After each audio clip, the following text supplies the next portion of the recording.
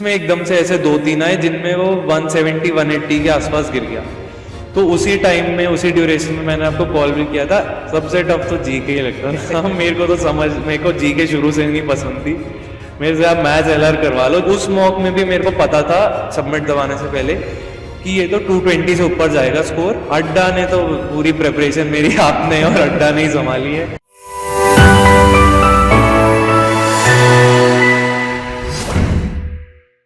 CUET PG LLB 2026 को target कर रहे हैं और आप सभी बहुत ज्यादा कंफ्यूज हैं कि कैसे पढ़ें, क्या स्ट्रेटजी रहे, या बहुत सारे डाउट्स आपके मन में आते हैं। तो इसी सीरीज में हम टाइम टू टाइम आपको अपने टॉपर से मिलाते रहते हैं। तो आज हमारे साथ में पनव हैं और पनव अपने पूरी जर्नी बताएंगे कि इन्होंने कैसे प्रिपरेशन स्टार्ट करी, कैसे कॉलेज और प्रिपरेशन को इन्होंने बैलेंस किया, कब से इन्होंने प्रिपरेशन स्टार्ट की, और जब मॉक का स्कोर अच्छा नहीं आ रहा था तो कैसे ये मोटिवेटेड फील करते थे। वो सारी चीजें हम इनके बारे में जानेंगे। सो पनव, वेलकम। कैसा लग रहा है पनव? मैं तो बहुत एक्साइटेड हूँ। काफी पूरा साल मेहनत करने के बाद अब फाइनली स्कोर आ गया है। तो आज मैं देखना चाहूंगा कि ये कैसा जाता है podcast. I would really hope कि अच्छा जाए। सो पनव, हम लोग इससे पहले भी आप हमारे ही स्टूडेंट हैं और पेड बैच से थे, तो कांटेक्ट में थे, मेंटरशिप आपने ले रखी थी मेरी। सो तब तो आपसे बातचीत होती रहती थी। नाउ अब जब रिजल्ट आया तो आपको कैसा लगा कि मेरा ये सेटिस्फेक्शन वाला एक रिजल्ट होता है, वो है या नहीं है, क्या है? हाँ, जब रिजल्ट आया तो मैं खुश था, बट कहीं ना कहीं मेरे को काफी एक्सपेक्टेड था कि इसी रेंज में आएंगे। डर था एग्जाम से पहले, बट एग्जाम देते हुए जैसे ही मैं खत्म करने लगा एग्जाम एंड जैसे ही सबमिट क्लिक किया तो कहीं ना कहीं आइडिया था कि हाँ 200 प्लस तो बन ही जाएंगे इसमें। काफी अच्छा गया एग्जाम। फिर घर आया, अपने डाउट्स वाउट्स जो थे माइंड में, क्वेश्चंस के जीके वगैरह के आंसर्स जिनके चेक करने थे वो रीचेक करने के बाद कुछ कुछ सही निकले, कुछ कुछ गलत निकले। तो फिर और ज्यादा क्लैरिटी मिल गई कि 220 प्लस या 230 प्लस तक भी जा सकते हैं। तो फिर जब आंसर की मैं कैलकुलेट करे तो 234 बने और मैं काफी खुश था कि हाँ अच्छा स्कोर है, इतने में हो तो जाना चाहिए। तो मैं काफी सेटिस्फाइड था। बट फिर सुनने में आया कि लोग एक इंग्लिश के ग्रामर के क्वेश्चन में काफी क्वेरी रेज कर रहे हैं। तो even I raised a query there and जब रिजल्ट आया तो वो 234 से बढ़ के 239 हो गए। तो मैं और खुश था, बट सेटिस्फाइड तो था कि हाँ जितने पहले थे और जितने अभी हैं इतने हो तो जाएगा। तो इस स्कोर पे आप डीयू चाहे डीयू जा सकते हैं, सीएलसी, LC1, LC2, बीएचयू चाहे बीएचयू जा सकते हैं। सो आपकी फर्स्ट प्रेफरेंस कौन सी है? मेरा तो फर्स्ट प्रेफरेंस शुरू से जब मैंने एनरोल किया था एग्जाम के लिए और उससे पहले से जब प्रेपरेशन कर रहा था जब से, तो यही था कि डीयू ही मिल जाए, उसमें सीएलसी मिले, LC1 LC2 कोई भी मिल जाए, बस मिल जाए, चाहे थर्ड लिस्ट में जाके मिले।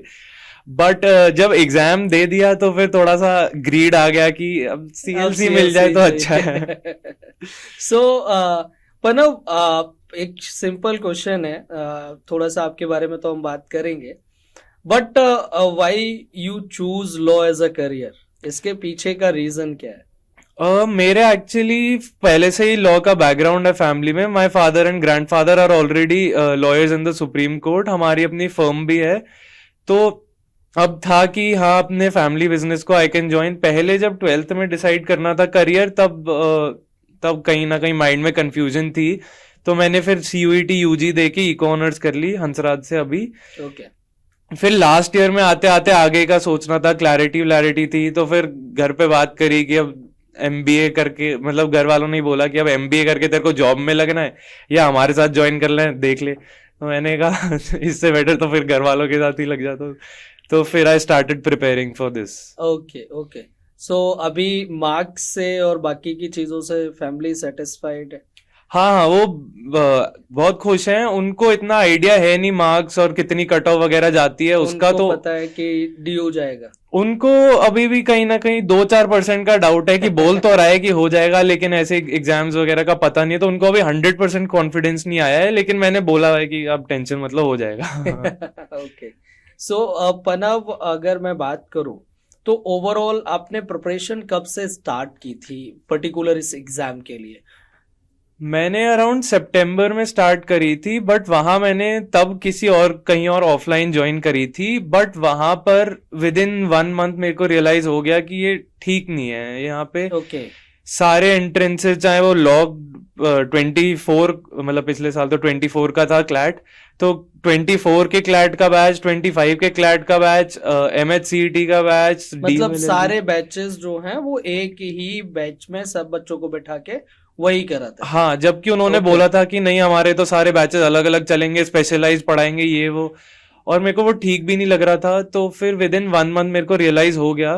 तो अक्टूबर में मैंने फिर फाइनली अड्डा, मतलब रिसर्च करनी शुरू करी कहाँ अच्छा मिल सकता है। तो मैंने देखा कि अड्डा स्पेसिफिकली CUET PG LLB के लिए स्पेशलाइज बैच चला रहा है, तो फिर आई जॉइंड हियर। ओके।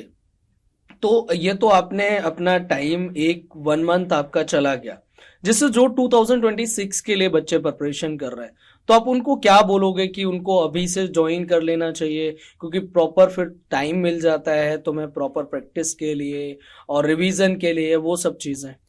ये तो डिपेंड करता है। अगर आप अभी भी कॉलेज में हैं, 3rd ईयर आपका चल रहा है, तो फिर तो जितना जल्दी स्टार्ट कर सकते हो कर लो। But if you already graduated and you have, मतलब if you are sitting in a gap year, then you have time, तो आप अभी 1-2 महीने और सोच सकते हो। बट प्रेफरेबली जितना टाइम पे ले लो उतना ही सही है, वरना आगे जाके बहुत स्ट्रेस हो जाता है। मेरी तो स्पेशली बहुत बुरी हालत थी लास्ट के 2-3 महीनों में। तो वो स्ट्रेस को कम करने के लिए वो पहले कर लें, टाइम से स्टार्ट तो ज्यादा बेटर है। जितना जल्दी कर लो उतना अच्छा है। कोई बहुत ज्यादा टफ कोर्स नहीं है, लेकिन उसको बार बार रिवाइज करना होगा। जीके का वैसे ही एंडलेस सिलेबस होता है, जितना कर लो कम है।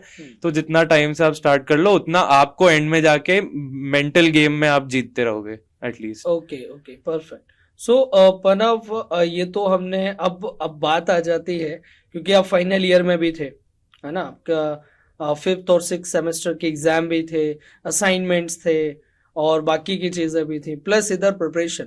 तो दोनों को आपने बैलेंस कैसे किया? क्या स्ट्रेटजी आप फॉलो करते थे? कितने आवर्स कॉलेज के लिए देते थे और कितना इधर देते थे? 5th और 6th सेमेस्टर मैनेज करना तो बहुत टफ था, क्योंकि स्पेशली इको ऑनर्स का 5th सेमेस्टर बहुत ज्यादा टफ होता है। उसमें 1-2 ऐसे सब्जेक्ट्स आते हैं जो अभी तक दूर दूर तक नहीं पढ़े होते, तो वो बहुत टफ हो जाते हैं। तो सितंबर अक्टूबर में मैंने प्रिपरेशन स्टार्ट करी। मिड दिसंबर में एग्जाम शुरू होने थे, तो पूरा नवंबर और पूरा दिसंबर तो उसी में निकल गया। मतलब बेसिकली अक्टूबर ही पढ़ाई हुई, नवंबर दिसंबर तो पूरा सेमेस्टर के एग्जाम्स में ही निकल गया। फिर जनवरी के फर्स्ट वीक में जाके जब खत्म हुए एग्जाम्स, तो ये था कि चलो हफ्ता 10 दिन ब्रेक ले लेते हैं। तो कहीं ना कहीं अगर आप टाइम पे नहीं स्टार्ट करते, तो आपके बीच में नवंबर दिसंबर के आसपास जब DU के या आपके कॉलेज के एग्जाम्स होते हैं, कहीं ना कहीं वो पूरे ही उसमें निकल जाएंगे, मैनेज नहीं हो पाता। फिर मैंने भी जाके फाइनली जनवरी का फर्स्ट वीक खत्म होने के बाद अपना I pulled up my socks and I started studying. फिर वो पूरे 3-4 महीने अच्छे से लगा के करे।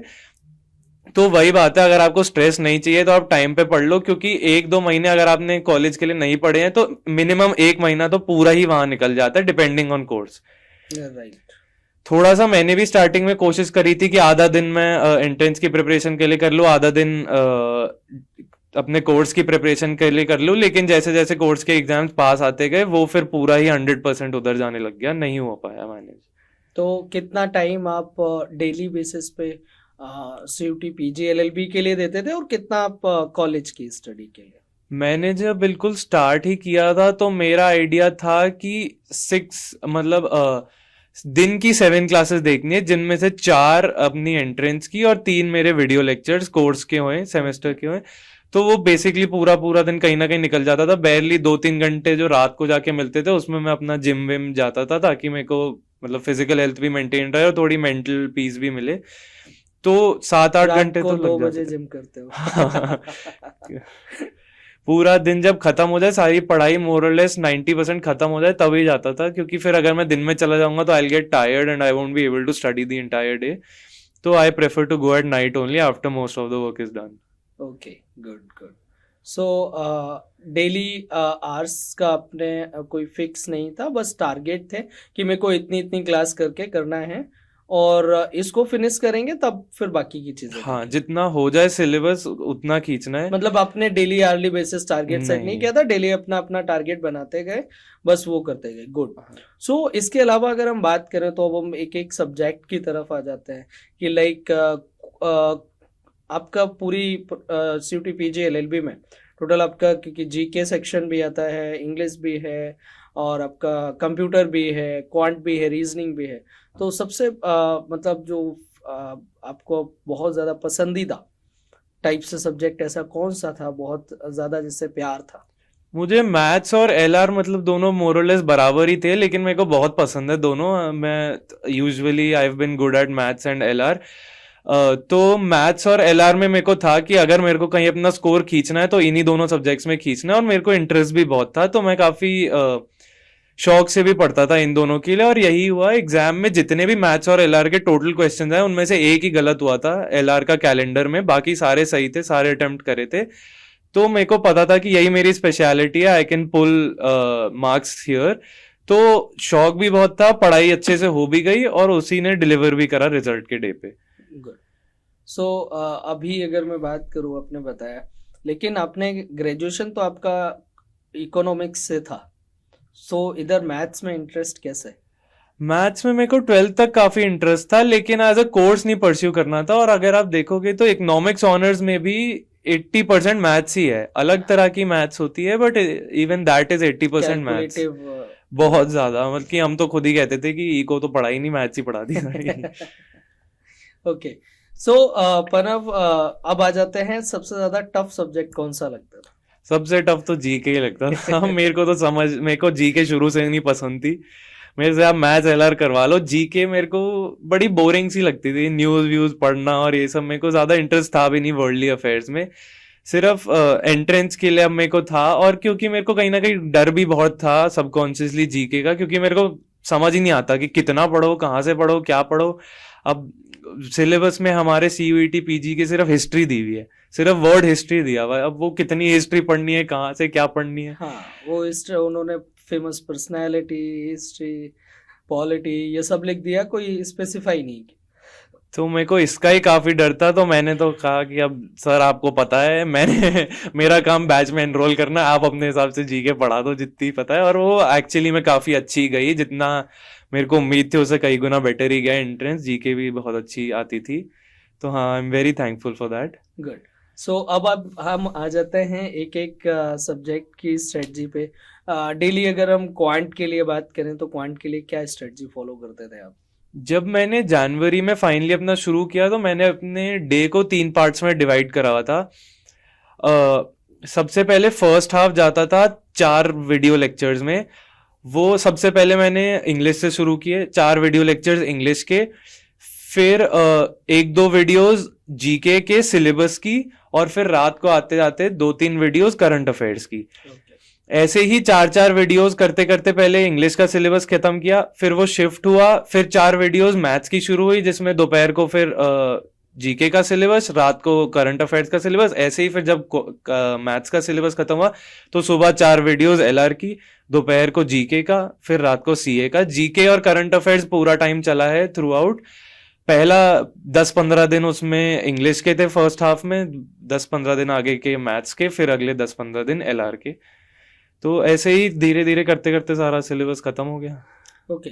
तो मैथ्स के लिए कोई स्पेसिफिक आपने कोई स्ट्रेटजी बनाई हुई थी या कुछ एक्स्ट्रा किया हुआ था? नहीं, मैं सिर्फ आपके ही जो बैचेस में वीडियो लेक्चर्स प्रोवाइड होते थे वो करता था, और उसके अलावा वो अपनी वीडियो लेक्चर्स की पीडीएफ्स में क्वेश्चंस भी एक्स्ट्रा ऐड करके देते थे होमवर्क पे। तो अगले दिन में जो पिछले दिन करे होते थे मैथ्स के टॉपिक्स, उनके ये एक्स्ट्रा वाले होमवर्क क्वेश्चंस करता था, फिर नेट पे या चैट जीपीटी वगैरह पे डाल के उनके आंसर चेक करता था। तो यही होता था, आगे आगे सिलेबस करा, और फिर थोड़ा आधा 1 घंटा निकाल के पहले जो सिलेबस कर लिया उसके होमवर्क के हर टॉपिक के 2-4 क्वेश्चंस करके देख लिए। ओके। रीजनिंग के लिए क्या करते थे आप? रीजनिंग के लिए तो वीडियो लेक्चर्स ही देखी मैंने, और एक बार जब सिलेबस खत्म हो गया था मेरा, आई थिंक मिड फेब्रवरी से पहले ही हो गया था एक्चुअली सिलेबस खत्म, तो फिर मेरा डे डिवाइड हो गया था इस तरह कि मेरे को एक वीडियो नहीं सॉरी 2 वीडियो सुबह उठते ही मैथ्स की देखनी है, जिसमें यूट्यूब पे आपकी एक सीरीज चल रही थी 500 क्वेश्चन की, मैथ्स के लिए भी, एलआर के लिए भी, इंग्लिश के लिए भी। तो उसकी 2 वीडियो सबसे पहले सुबह उठते ही मैथ्स की देखनी है, फिर वो क्वेश्चन जब स्क्रीन पे आ जाए तो उसको पॉज करके खुद सॉल्व करना और फिर देखना। तो 2 वीडियो ऐसे मैथ्स की, 2 वीडियोस एलआर की, एक वीडियो इंग्लिश की, एक वीडियो कंप्यूटर की, फिर रात को करंट अफेयर्स और जीके का रिवीजन। तो ऐसे ही 2-2 वीडियोस करते करते 1 महीना चला वो। रोज 2-2 वीडियोस हर सब्जेक्ट की प्रैक्टिस होती गई, तो वो सिलेबस का भी अच्छा खासा रिवीजन होता गया एंड कहीं ना कहीं परफेक्शन भी आ गई काफी हद तक। गुड। एंड इसके अलावा अगर हम इंग्लिश की तरफ जाएं तो क्या स्ट्रेटजी थी आपकी? इंग्लिश में मैंने सारे वीडियो लेक्चर्स वगैरह देख लिए मतलब थे। ओवरऑल आपने वीडियो कोर्स ही फॉलो किया था, हाँ हाँ, इसके अलावा आपने कुछ कोई एक्स्ट्रा एफर्ट्स या एक्स्ट्रा चीजें? स्ट्रिक्टली 110% कोर्स फॉलो किया। उसके जो जिनमें जैसे जीके वगैरह की पीडीएफ मिल जाती तो उसमें नोट्स की जरूरत नहीं होती थी। मैथ्स एलआर और इंग्लिश के नोट्स बनाए। इंग्लिश में रूल्स लिखने होते थे तो वो रूल सारे लिख के रखे हुए थे। हर 1-2 दिन में 1-2 टॉपिक्स करता रहता था उसकी रिवाइज। एंड फिर चेक करने के लिए कि कितनी परफेक्शन आई है, एक एक वीडियो देखता था आपके यूट्यूब से रोज, उसमें जो भी क्वेश्चन आता था उसमें पॉज करके अपना आंसर सोचता था, फिर आगे वीडियो फॉरवर्ड करके देखता था कि मैम या सर जो भी ले रहे हैं उन्होंने क्या आंसर दिया है और उसकी एक्सप्लेनेशन क्या दी है।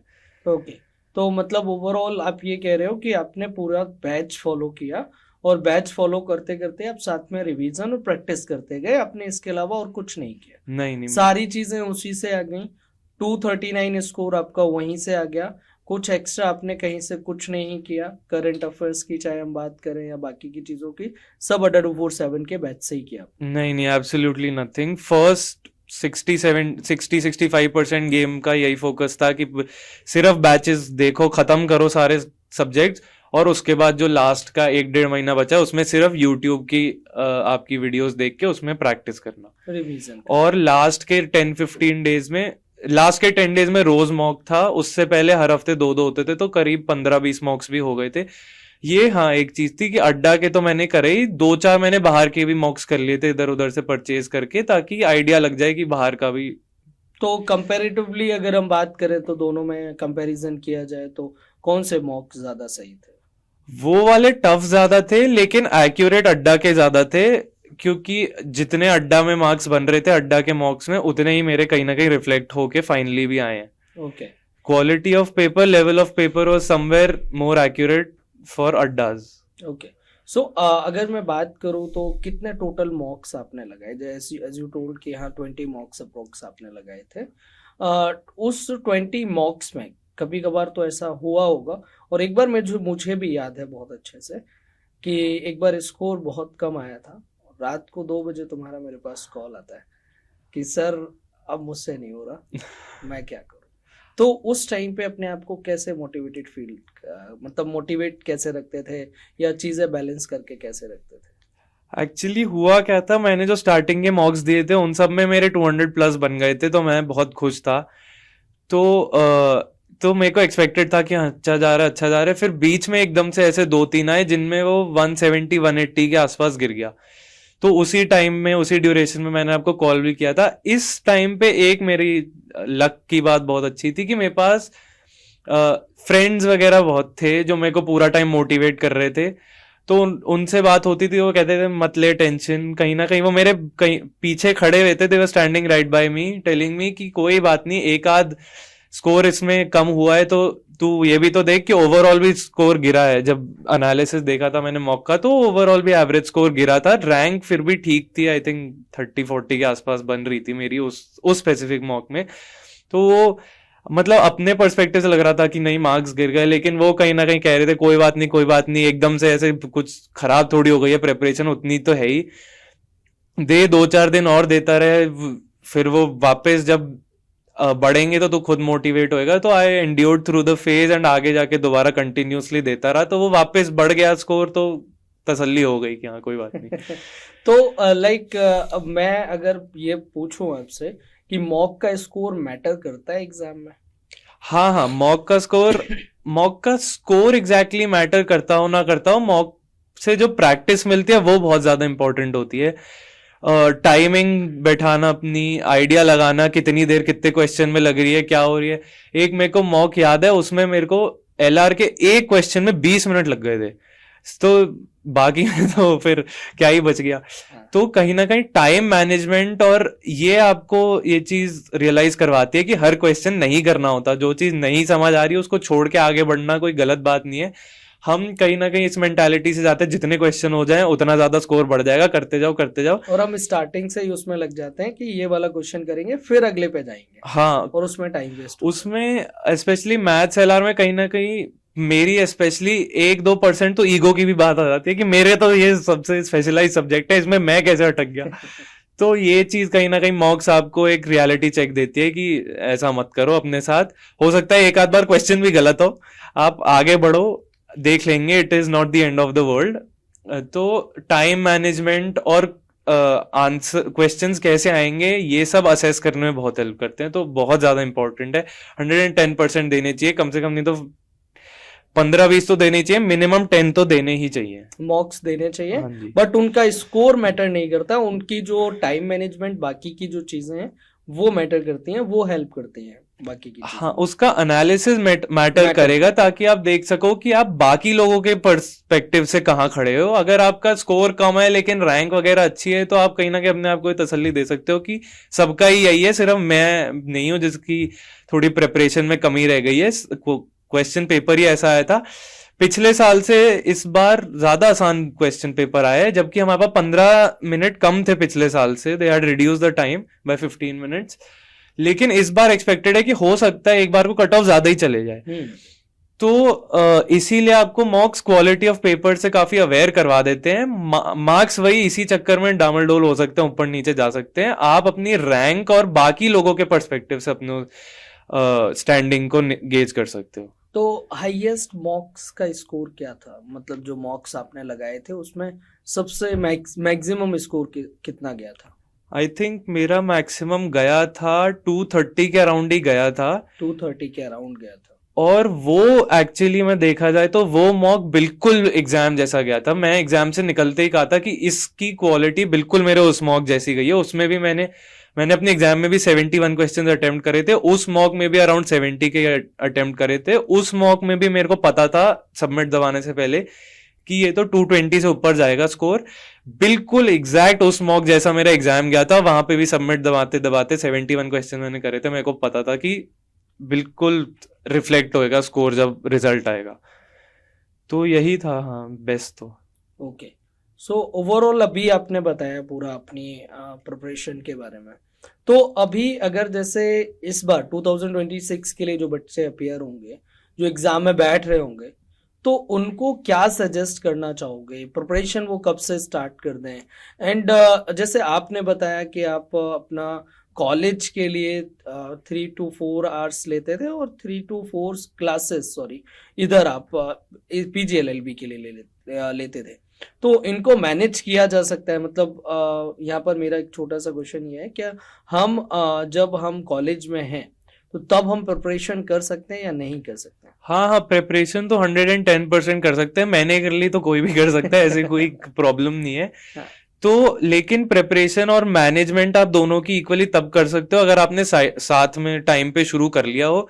अगर आपने सेमेस्टर कब से स्टार्ट करना चाहिए आपके हिसाब से? अभी जुलाई आ गया है, मैंने सितंबर में करी थी, और लेकिन मेरा तो एंड तक आते आते बहुत ज्यादा स्ट्रेस लेवल बढ़ गया था, और 2 महीने 1.5 महीना एटलीस्ट तो बीच में मिस हो ही गया था सेमेस्टर के एग्जाम्स के चक्कर में। तो अगर वो सब देखा जाए तो जुलाई आ ही गया है, अगस्त आने वाला है, इसी टाइम पे इट वुड बी बेस्ट। जुलाई से स्टार्ट कर दो, सबसे बेस्ट रहेगा। It would be best to start इस टाइम पे। जैसे ही बेसिकली आपका 4th सेमेस्टर खत्म हो, आप 1-1.5 महीने का ब्रेक लो और फिर लग जाओ, दोनों आधा आधा करो। फिर आप अच्छे से आपके सेमेस्टर के भी एग्जाम निकल जाएंगे और अच्छे से आपका एंट्रेंस का भी टाइम निकल जाएगा। जब तक सेमेस्टर एग्जाम्स खत्म होंगे आपकी 70% तो मिनिमम प्रिपरेशन हो जाएगी, उससे ज्यादा ही हो जाएगी। फिर आपका रिवीजन रह जाएगा। तो कहीं ना कहीं आपका ये स्ट्रेस जो है वो आपकी तैयारी हैम्पर करने लग जाता है, खराब करने लग जाता है। तो आपकी इवन ज्यादा प्रोडक्टिविटी निकलेगी जब आपका स्ट्रेस भी मैनेज हो जाएगा, क्योंकि आपका सिलेबस तो हो ही रखा है काफी हद तक। और बाकी का जाते जाते क्या कहना चाहोगे?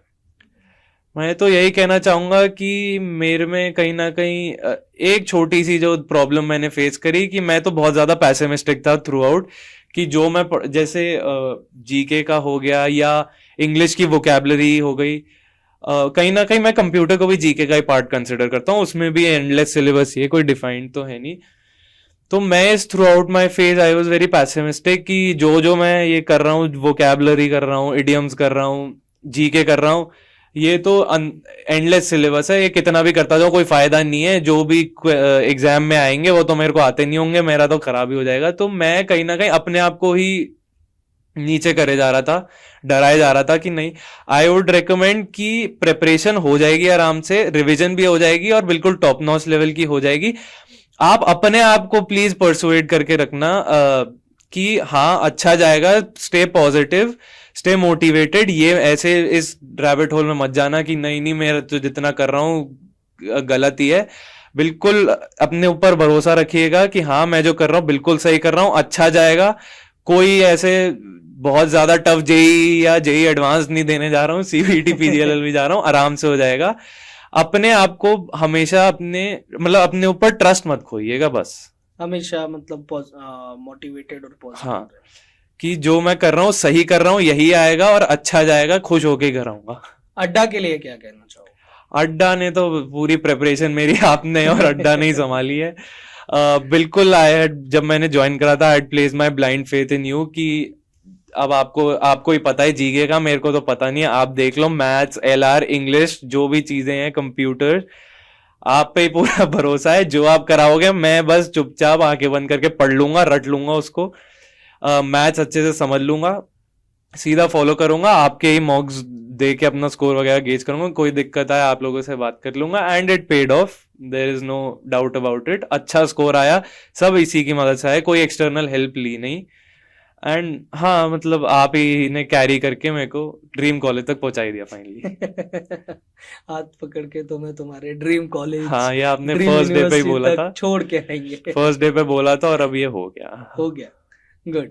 सो एक बार जैसे ही आपका ये रिजल्ट अनाउंस, मतलब जैसे ही कट ऑफ आएगी और एडमिशन स्टार्ट हो जाएंगे, तो बाकी के बच्चे भी आ जाएंगे, फिर हाँ जी हाँ जी। एक बड़ा सा इवेंट करेंगे हम लोग, हाँ और सब लोग उसमें इनवाइटेड रहेंगे, इवन आप लोग भी इनवाइटेड रहेंगे, जितने भी लोग अभी हमें देख रहे हैं, जो 2026 को टारगेट कर रहे हैं वो लोग भी, और जिन्होंने इस बार एग्जाम दिया और अच्छा करके आए हैं वो लोग भी रहेंगे।